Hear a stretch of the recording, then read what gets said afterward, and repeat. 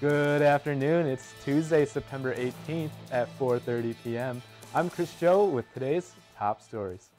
The severe weather isn't the only thing making waves. The trial of a Chicago police officer charged with murder began Monday.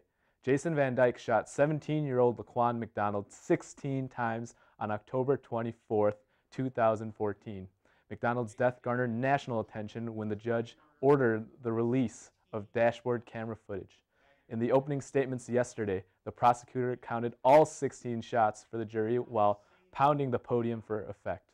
Van Dyke's defense attorney rejected the idea that the shooting was racially motivated. The defense described McDonald as a violent teenager. The trial is ongoing. Hurricane Florence continues to surge towards the East Coast.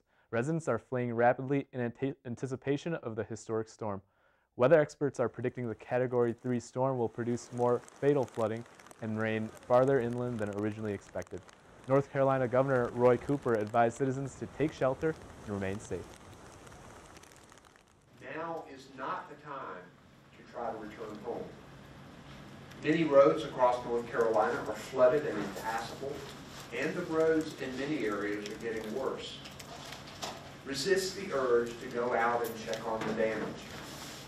We have days of rain ahead of us. Duke Energy, the main power supplier for North and South Carolina, say that the rains could decimate power for up to 3 million people across 2 states.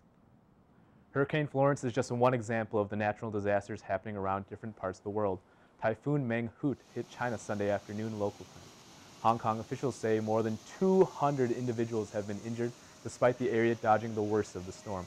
Water levels increased by nearly 12 feet in places, and live fish washed onto the streets. 800 flights were canceled at the Hong Kong International Airport, affecting upwards of 100,000 passengers. Many shops and public services were also shut down. Mangkhut is expected to weaken into a tropical depression as it moves inland. Although many parts of the world are experiencing heavy rains, it seems as though that won't have any spillover effect to the Champaign area. Let's take a look at the 3-day forecast. Although the first day of fall is right around the corner, the week is shaping up to be one reminiscent of peak summer. Don't ditch those short-sleeve clothing just yet. The high for Wednesday will be 92 with a low of 71 and mostly sunny conditions. Thursday, expect more of the same, with temperatures again peaking in the early 90s, again with mostly sunny conditions. The heat will taper off as we head towards the end of the week into the weekend. Friday's high will be a cooler 82 degrees with lows in the lower 60s. So it'll be a hot midweek that will cool down as we head into the weekend. Really excited for the cooler temperatures. As we've seen these high 90s, so it's great that it'll be cooler into the weekend.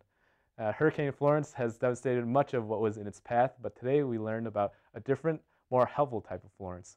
4-year-old Chicago girl Florence Wisniewski was compelled to help after hearing her name over and over.